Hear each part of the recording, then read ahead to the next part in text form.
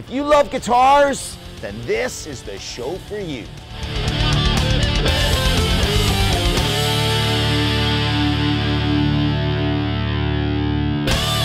The only thing cooler than guitars is vintage guitars. So we decided to go down to Toronto to the musician swap meet and guitar show just to see what they had.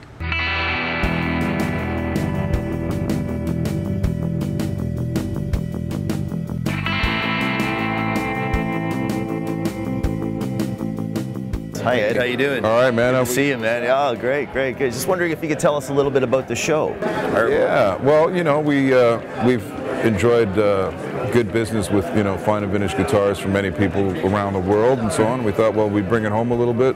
Sure. And as a thank you to all the other people in the guitar community, you know, do this little get-together. Oh, this is a wonderful turnout. You sure got a lot of people here and stuff, so there's obviously a definite interest in this kind of thing. Well, you know, it's in our culture, you know, for the last couple hundred years, guitars have been really predominant and been building. Of course, the 50s, it was a huge explosion with rock and roll, and the 60s and so on. It's been pretty amazing, really.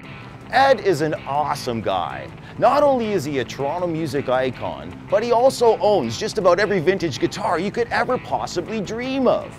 And he's also paid his dues, both as a professional performer and studio musician. I mean, you have so many classic guitars here, so many classic amps and things like that. Is your business to rent things out to bigger artists and stuff like that? Yeah, it kind of started out in that fashion, you know, where like a band would come to town, I'd be doing some studio work, and then, you know, they'd say, hey, can we borrow your guitar for a session? An engineer would say, because they like the sound of it. Right. They knew they could get a sound from my amp or my guitar, so they said, could we do that? Yeah. And I'd be like, yeah, okay. And then eventually it was like, you know, this is getting annoying, you know, because I've got a session in another studio, so it's like, I don't really want to say it, but, you know.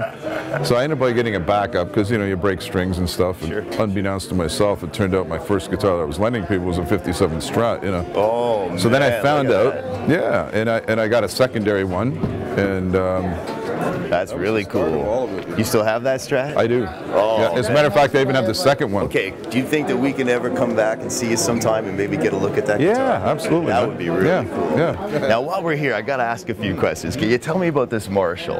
I've never seen anything like this. Well, this is an 810 Marshall, which is basically 1969, but it's been recovered, if you can see. So the value's not the same. Okay. Somebody's washed. That's the original grill, This is the original grill, but somebody's washed it, so it looks a little bit washed out. They might have taken a bleach to it or what have you. But it's 810s and it sounds fantastic. Now, would that be a bass cabinet, or would it be a guitar cabinet? When I was playing with Jamie Stewart of the Cult, we had a couple of these, and he used them, you know, as a bass cabinet. And you know, I've used them as guitar cabinets. They sound great stacked on their side. You know, Sweeney Todd guy used to use them. You know, like. You know, you could listen all day to Ed's stories, no problem. But he had, you know, 50 vintage guitars behind him, and I just couldn't help myself. I had to get in there and check them out.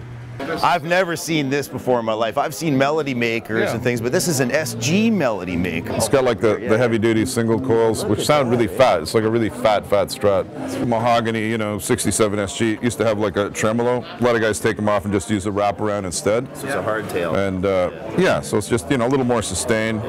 Some people like the short tremolo. This is kind of a fat little guitar. It's got a great little, you know, resonance to it. Here's a big question I have for you. I've seen other people talk about vintage guitars, and when they date them, they tend to date them. I don't know if this is possible, but I've heard that they say, like, for example, these are witch hats, right? Yep.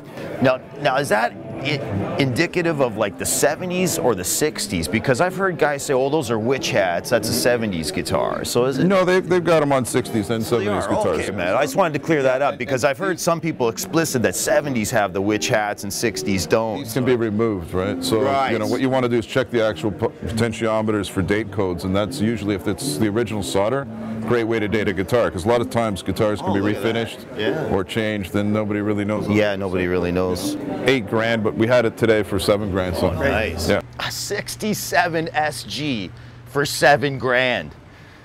I just have to figure out what to tell my wife. Thanks for watching. If you're into guitars, amps, and gear, head to tonemasters.tv. We've got lots of videos and stuff to check out. Let us know how you get your favorite tones. We'll see you next time on Tone Masters.